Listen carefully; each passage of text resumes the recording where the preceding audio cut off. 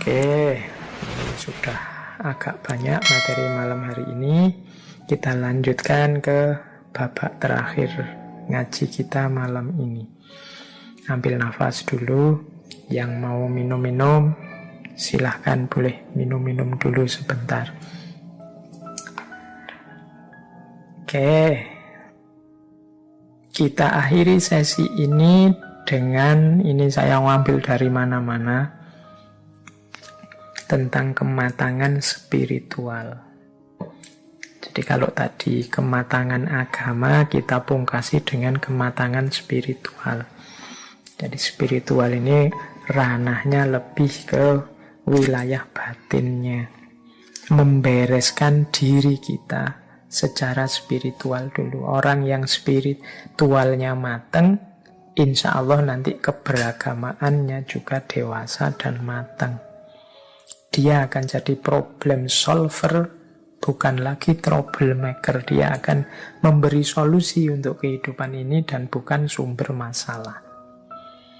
Oke, kita mulai. Yang pertama, kematangan spiritual itu dicirikan ketika kita tidak lagi sibuk mengubah orang lain, namun lebih fokus mengubah diri sendiri. Jadi orang yang matang secara spiritual itu perhatian utama dan pertama adalah dirinya sendiri. Saya ini masih kurang, saya ini masih lemah, saya ini masih butuh perbaikan. Nah, ini menunjukkan orang ini sadar dan matang secara spiritual. Tapi ada kan orang yang sebaliknya, sibuknya selalu nembak keluar. Orang itu ilmunya kurang, orang itu belum sadar-sadar, orang itu masih duniawi pikirnya, orang itu masih ambisius, selalu orang lain. Tadi ada ciri-ciri yang saya sebut, orang dewasa, orang macam-macam itu biasanya kan kita terus nembak keluar. Oh berarti orang itu belum dewasa, oh berarti pimpinan yang itu nggak dewasa. Kita selalu sibuk nembak orang lain. Orang yang spiritualitasnya matang itu fokusnya ke dirinya sendiri. Aku sudah dewasa apa belum ya? Aku ini tanggung jawab apa belum ya? Aku ini sadar diri, tahu diri enggak ya? Aku ini sabar atau siap menerima proses apa enggak ya? Dan lain sebagainya. Nah, orang yang lebih sibuk fokus pada perbaikan dirinya itu menunjukkan kematangan spiritual. Loh, apa menasihati orang untuk orang di sekeliling kita tidak penting, Pak? Penting. Tapi pertama-tama bereskan dirimu sendiri dulu. Itu menunjukkan kematangan spiritual. Nah, ciri yang kedua, menerima diri sendiri dan orang lain sebagaimana adanya. Jadi, kalau ini lanjutannya yang tadi ya, kenapa kita tidak harus sibuk dengan orang lain, ya kita terima saja orang lain apa adanya. Kenyataan bahwa orang itu beda-beda ya kita terima. Termasuk menerima diri kita sendiri. Banyak orang yang sukanya memarahi dirinya sendiri, yang kecewa terhadap hidupnya sendiri, sehingga dia selalu mempressure, menekan dirinya. Itu kalau tidak hati-hati nanti dari stres bisa jadi depresi, nanti jadi sakit jiwa. Terimalah dirimu apa adanya, juga orang lain. Bahwa kamu kurang ya, bahwa kamu ada kelemahan ya, tapi itu tidak dijadikan alasan untuk membenci dirimu, apalagi mengusir dirimu dari dirimu sendiri. Terimalah dirimu. Dan juga orang lain. Orang lain juga harus kita terima sebagaimana adanya. Itu ciri kedua. Berarti kalau sudah bisa menerima diri, menunjukkan kita sudah matang secara spiritual.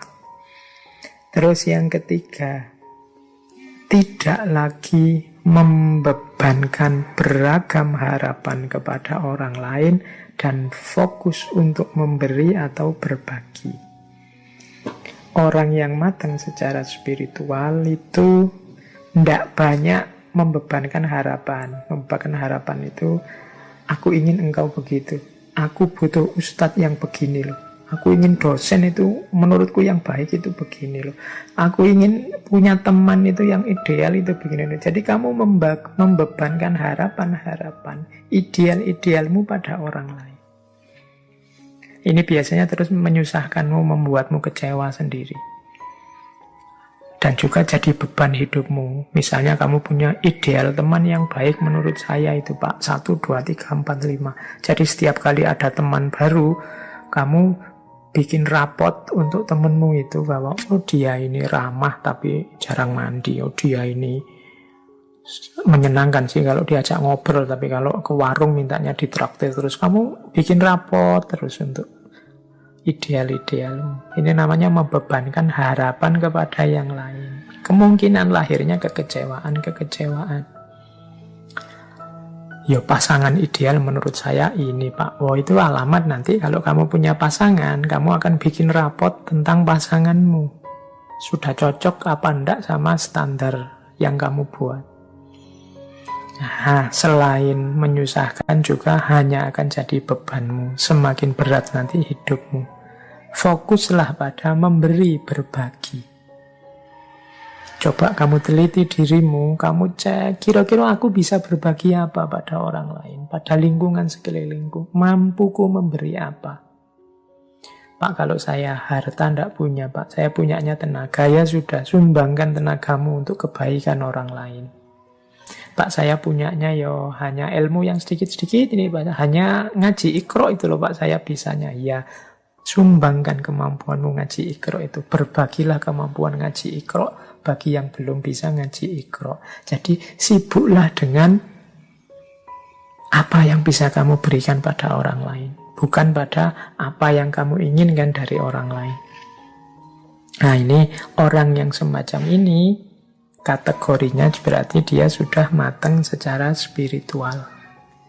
Jadi yang dia pikir hanya memberi dan berbagi pada yang lain, bukan mengharapkan, meminta pada yang lain. Ini mengurangi beban hidup dan juga efek kecewa dan susah dalam hidup.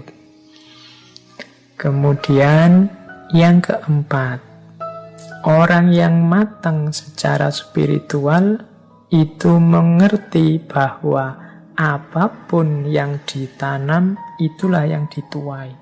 Apapun yang dilakukan, itulah yang dinikmati.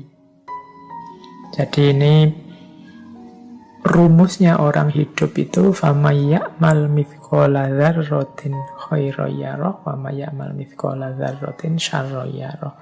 Sekecil apapun kebaikan akan kita nikmati hasilnya, sekecil apapun kejelekan akan kita nikmati juga efeknya. Orang yang matang secara spiritual ngerti benar rumus ini. Makanya dia hati-hati. Jangan sampai melakukan kesalahan sekecil apapun. Eman-eman nanti dengan panennya. Jadi itu ciri kematangan yang keempat. Jadikan ini rumus hidup. Apapun yang dilakukan akan dinikmati hasilnya.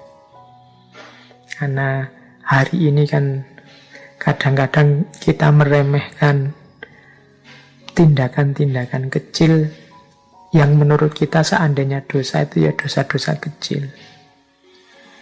Alah Pak, cuma ngomong kotor jorok sedikit aja, enggak masalah lah. Yang lain efeknya keakraban yang muncul jadi luar biasa Pak ya, enggak masalah. Yo memang sih kalau kamu lihat efek keakrabannya jadi luar biasa, tapi bisa enggak kamu menjalin keakraban tidak dengan yang itu, yang kamu anggap dosa tapi kecil itu. Mbok nyari yang enggak ada dosanya. Kenapa? Karena sekecil apapun kekeliruan, kesalahan akan kamu nikmati, akan kamu panen hasilnya.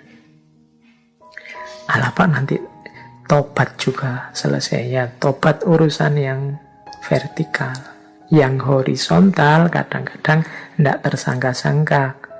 Ada, kalau dalam bahasa Hindu ada karma palanya. Jadi ada hukum timbal baliknya. Makanya penting bagi kita untuk hati-hati. Orang yang sudah matang secara spiritual biasanya ini sudah otomatis. Yang kelima, orang yang matang spiritual itu tidak sibuk memamerkan kepada dunia betapa diri ini benar atau baik. Nah, ini mungkin agak berat ya kalau kita hari ini. Hari ini kita dunia pencitraan, dunia medsos,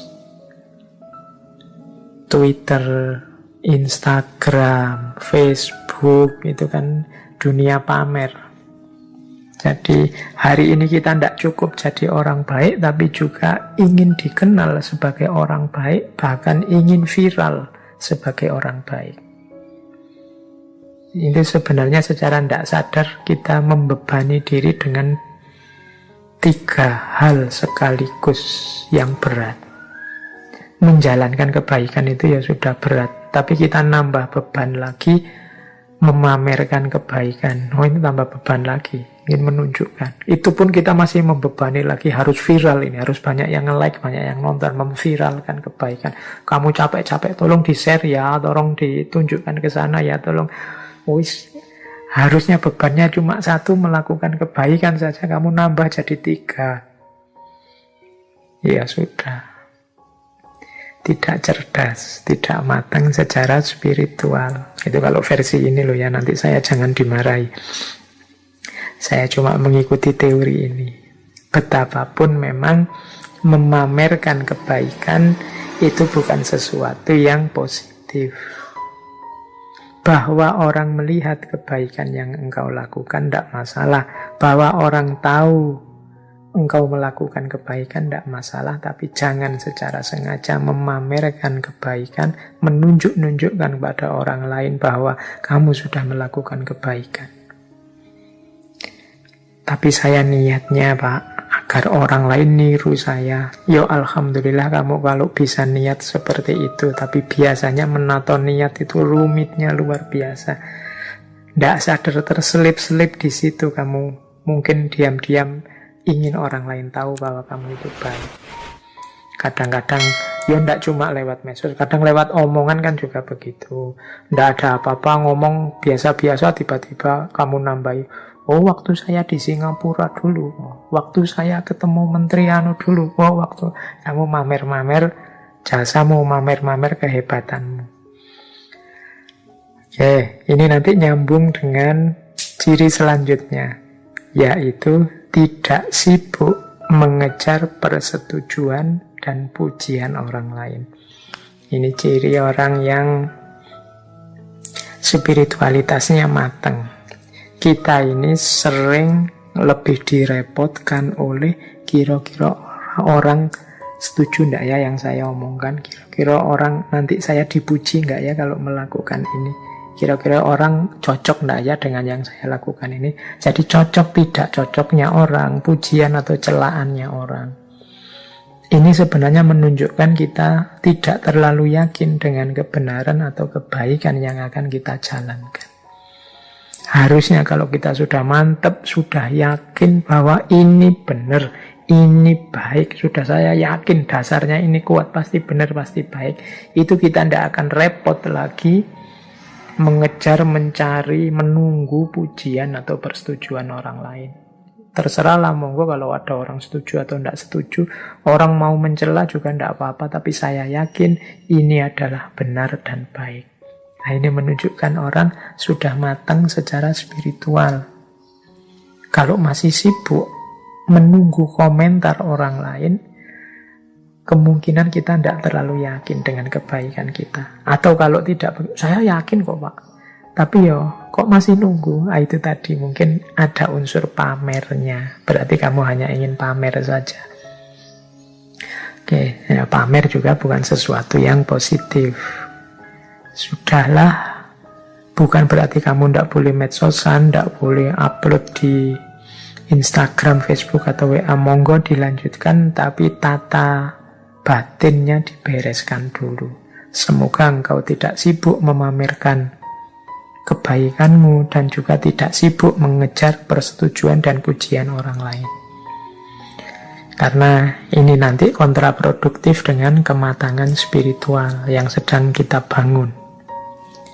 Biasanya kalau orang mengejar pujian, kemudian yang datang itu celaan, itu moodmu langsung turun drastis, mengacaukan ritme ketenanganmu, bahkan nanti mungkin menghalangi jalan spiritualmu. Terus, tidak lagi membandingkan diri dengan yang lain. Atau sebaliknya, membandingkan yang lain dengan diri sendiri. Banding-bandingan ini biasanya ciri orang yang tidak percaya diri, tidak yakin dengan kebenarannya. Atau kalau membandingkan orang lain dengan diri sendiri, itu biasanya ciri orang yang sombong dan merasa benarnya sendiri. Begitu aku merasa benar, kan terus aku ingin orang lain seperti aku. Biasanya terus terjadilah membandingkan orang dengan dirinya. Mbok dia itu kayak aku ini loh.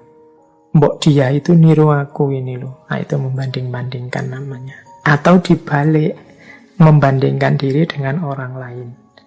Aku ini sudah cocok nggak ya dengan itu? Dengan idolaku itu? Sudah sesuai nggak sih dengan yang selama ini aku puja-puja? Sudah nyambung tidak sih dengan artis yang selama ini aku idolakan dan seterusnya? Ini menunjukkan tidak percaya diri. Jadi membandingkan diri dengan orang lain menunjukkan tidak percaya diri. Membandingkan orang lain dengan dirinya biasanya menunjukkan rasa benar sendiri, kesombongan, keangkuhan. Ini juga jangan dilakukan. Orang yang sudah tidak sibuk lagi dengan perbandingan-perbandingan menunjukkan dia sudah matang secara spiritual. Oke, terus selanjutnya orang yang matang secara spiritual itu mampu membedakan kebutuhan dan keinginan. Dan selanjutnya mampu mengontrol keinginan. Jadi dalam hidup ini kita ini sering rancu antara kebutuhan dan keinginan. Makan itu kebutuhan, tapi nyari restoran mewah itu keinginan. Jadi minum itu kebutuhan, tapi harus merek minum tertentu itu keinginan. Mencari ilmu itu kebutuhan, tapi harus di kampus ini, atau harus lewat ustadz ini, atau harus lewat organisasi ini, itu keinginan. Jadi bedakan dulu deh, mana kebutuhan, mana keinginan. Bukan berarti tidak boleh keinginan ini, tapi keinginan ini dikontrol. Kalau keinginannya yang baik-baik kan tidak masalah, yang mendukung kebutuhan. Saya Pak ingin makan. Nah, makan ini kebutuhan. Dan saya kok kebetulan idolanya angkringan, maka saya ke angkringan. Tidak masalah. Tidak ada jeleknya toh Pak ke angkringan. Oke. Tapi mungkin ada keinginanmu yang tidak nyambung. Pak, saya ingin makan. Tapi saya kok ingin makan di restoran itu ya, yang satu porsinya 1 jutaan itu. Nah, misalnya. Lah terus uangmu berapa? Modalmu berapa? Itu kan penting. Kalau memang tidak seimbang antara sekali makan dengan hidupmu sehari-hari, ya keinginanmu yang dikontrol. Jadi bedakan kebutuhan dan keinginan. Pak, saya ini butuh hiburan Pak. Hari ini kan semua punya HP, jadi saya mau beli HP. Boleh. Berarti HP-mu itu kebutuhanmu. Nah, sekarang keinginan. Kamu ingin beli HP yang apa? Kamu ingin HP yang speknya seperti apa? Nah, itu harus dikontrol. Disesuaikan dengan modalnya, disesuaikan dengan tingkat kebutuhannya. Kamu butuh untuk komunikasi, apa butuh untuk main game, atau bahkan itu nanti disesuaikan dengan keinginannya. Modalmu berapa? Uangmu berapa? Dan seterusnya. Nah, ini mudahnya kemampuan untuk membedakan kebutuhan dan keinginan. Bukan berarti tidak boleh orang menginginkan sesuatu, tapi kemampuan mengontrol keinginan itu nanti salah satu bukti kematangan spiritual. Tidak semua keinginan kita harus terpenuhi karena kita ini manusia. Ada keinginan yang bisa dipenuhi, ada yang tidak. Bahkan ada keinginan yang pantas untuk diinginkan, ada yang tidak pantas untuk diinginkan. Tidak pantas dalam arti, belum waktunya, belum saatnya. Rumusnya seperti tadi ya, kita harus sadar diri dan tahu diri sebelum mancang keinginan. Oke, terus yang terakhir, ciri kematangan spiritual itu tidak lagi menggantungkan kebahagiaan kepada hal-hal yang material. Jadi orang yang spiritualitasnya mantap dan matang, itu kebahagiaannya tidak tergantung pada hal-hal di luar dirinya. Saat ini juga, detik ini juga saya bisa bahagia. Apapun yang saya miliki, materi apapun yang nempel pada saya. Itu namanya tidak menggantungkan kebahagiaan kepada hal-hal yang material. Nah, ini bisa dicek lagi di sesi filsafat kebahagiaan. Itu hampir semua tokoh filsafat kebahagiaan yang kita angkat itu tidak lagi menggantungkan kebahagiaan kepada hal-hal yang material. Dan justru itulah cirinya kematangan spiritual.